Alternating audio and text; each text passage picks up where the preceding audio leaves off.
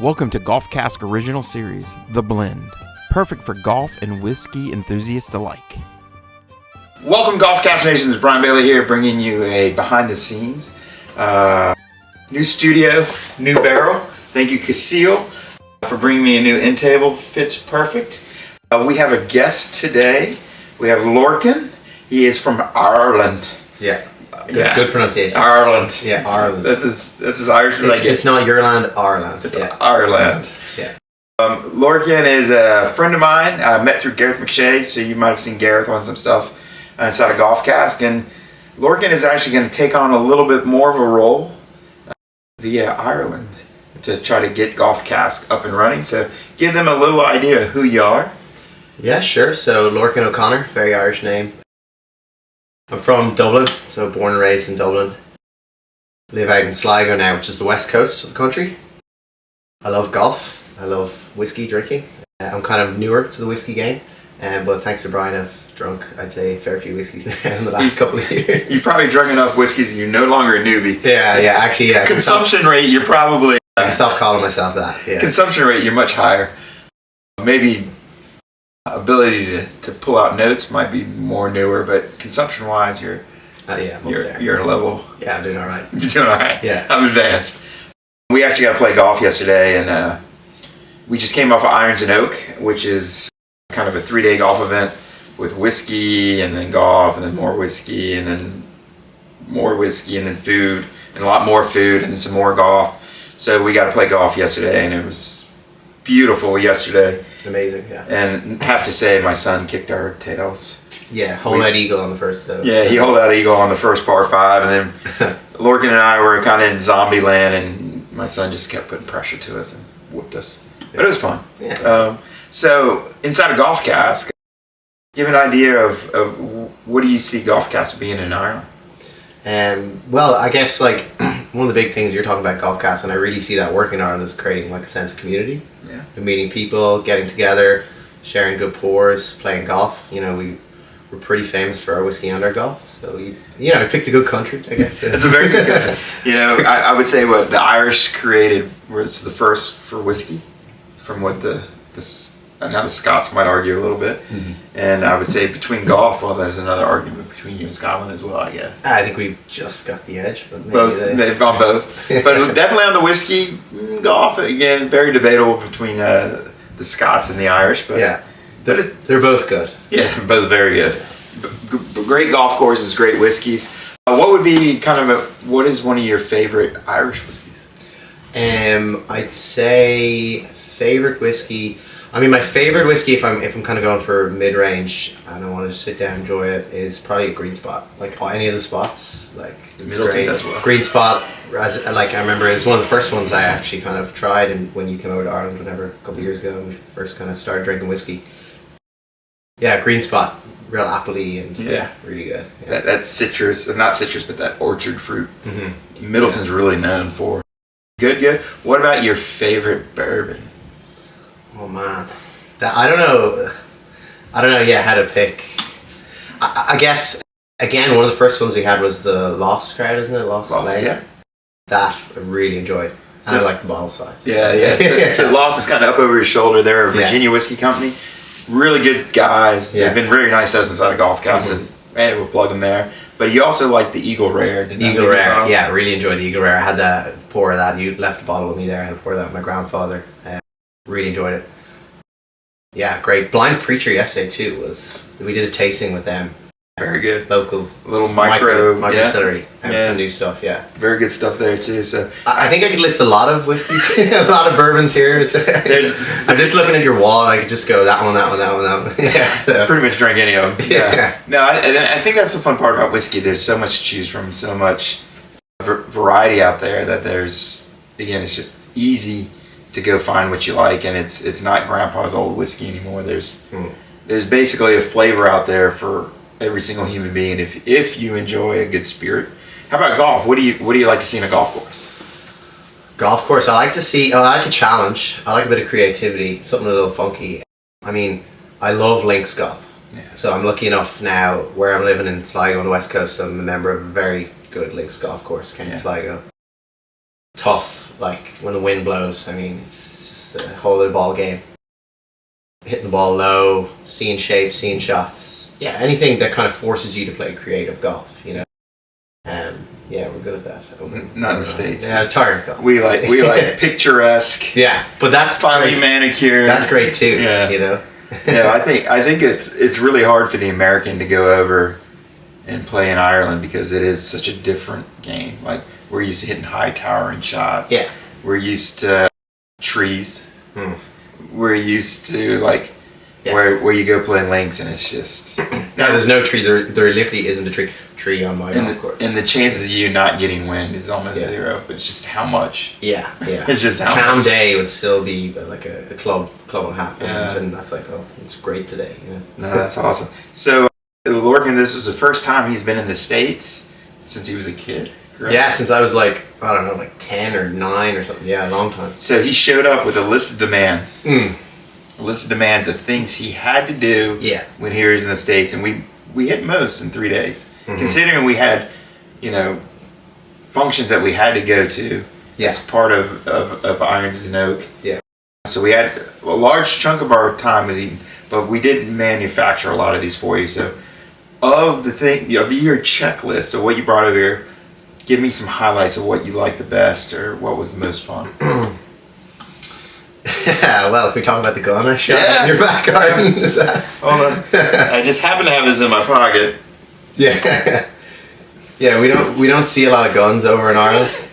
It won't hurt you. I don't know. I still don't know how to feel about them, but I know how I feel about shooting them. It's pretty fun. Also impossible. I kind of always thought. Look, I thought it'd be difficult, especially from range. But like I was standing like 15 feet away with a handgun or a pistol in my hand, and I couldn't hit like a target at all. So I wasn't even close. No. It's so again another thing that Hollywood lies about. Like shooting guns is just disproportionately easy. It's not, but it is fun and it is safe. Again, if you respect the weapon, it's safe. Yeah. But I've had so many people come over and say, I live on 6 acres, so we have tons of room to shoot. I've had anybody that's never handled a gun. We kind of walk through. Here's what you do. Here's what you don't do. I've never not had a person just not have the biggest grin on their face after they send the first couple down range, where they're like, "Whoa, that was fun." Yeah. So.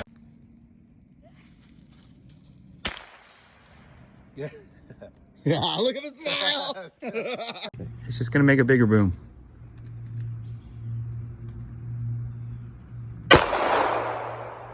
Holy shit. All right. So, and we had some weird food requests. Yeah. I think my winner of the week, we went to Chick-fil-A. Amazing. Went to Raising Cane's. I ate what was it? Biscuits and gravy. Yes. I ate some grits, collard greens. Of all of the things I ate, I still think number one for me was ranch. That's the thing I was introduced to, ranch dressing. So we had an extra bottle at the house, and we're sending that back with him to go ahead and share. So I can put it on everything I ever use. Yeah. Yes. Your fiance is going to love you for that. Yeah. But she's going to love it too, and then all of a sudden you're going to be addicted. And then we can't buy it. So. Then you just have to come visit more. Yeah. You just have to come visit. And instead of your suitcase being full of whiskey going back, it would be full of ranch. Yeah. Ranch is spectacular. I can't complain there.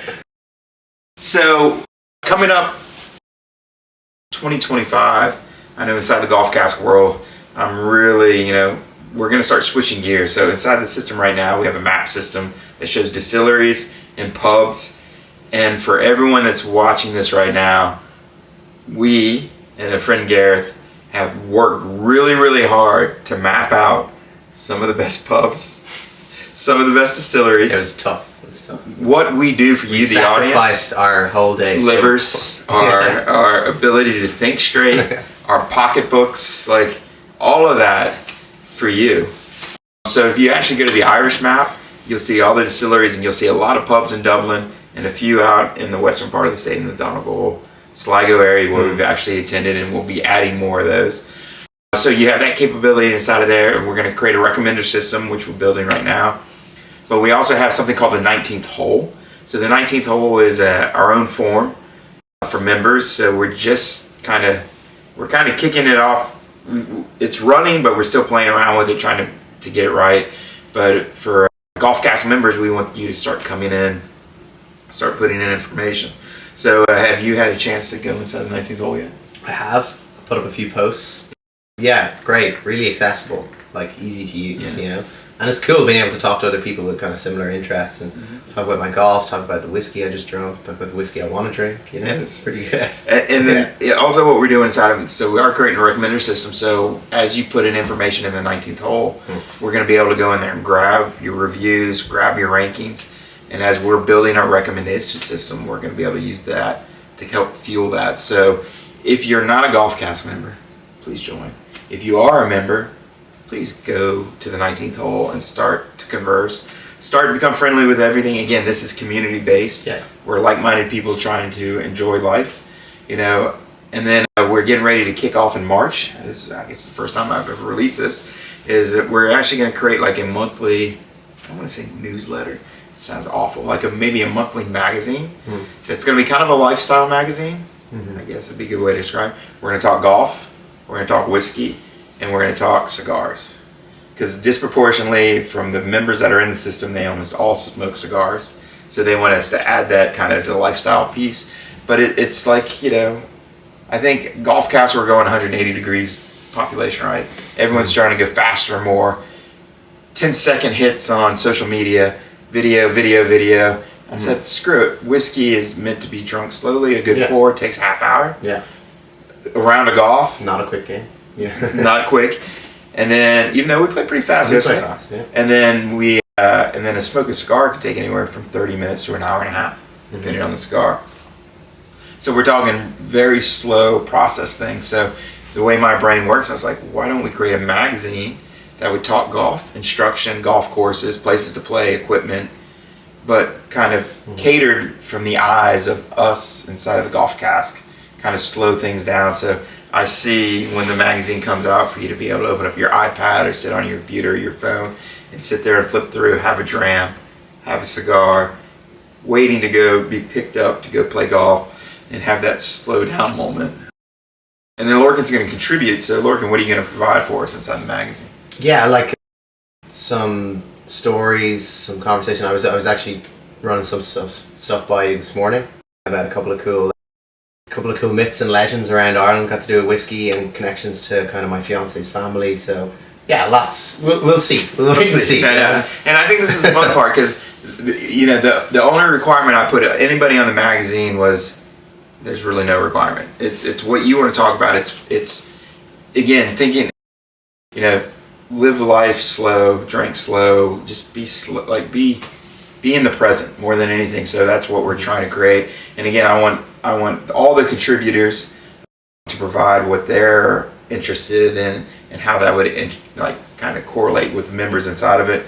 I sent out a call to a bunch of coaches I know, and I was expecting a large percentage of no's, so I actually oversent, and I think I'm cutting it off. So there's a couple coaches that might watch this and planned on doing it. You might have to wait a little bit. I'm about 6 coaches in, maybe 7. So the golf side is really, really wide. Whiskey side, Lorcan's going to write on it. I'm going to write on it. I have a couple other friends. I think my wife, who's an English major who loves to write, is going to contribute. And then we have a couple distilleries that are actually going to write pieces for us as well. Awesome. And then cigar-wise, I have a couple friends that are cigar maniacs. 2 of them immediately I think of that I guarantee are going to write for us. And again, so hopefully we'll be able to take all these pieces individually, but also interrelate a lot of these, kind of couple them together and kind of blend whiskey golf together. So that's kind of where we're headed.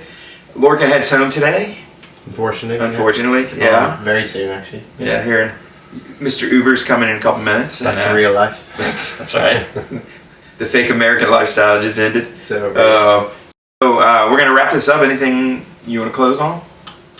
Nothing except just follow along. And I'd say even if you're not from Ireland, like maybe try and tune into some of the stuff I'm coming out with in Ireland, and you'll see kind of what we're about. And you know, if you ever want to visit, let me know through the forum. Yeah, no, and it's I'll be about. Yeah, and the accent is just spectacular. Yeah, that's really what I'm bringing. It's really what it is. It's not real. He's actually from like Birmingham, Alabama. So, but he's just worked his whole life with his accent. He's nailed it, I think. Honed it in. I don't know. I guess we could find out is how many meters. No. You won't know the answer. That's the hard part, is you could just throw out any number. Yeah. Makes sense. Yeah. So thanks everybody for listening. Thanks for joining us. Thank you, Lorcan, for being part of what we're trying to build here. And we look forward to meeting y'all out on the golf course at a distillery or a pub in the coming days. Cheers. Cilantro.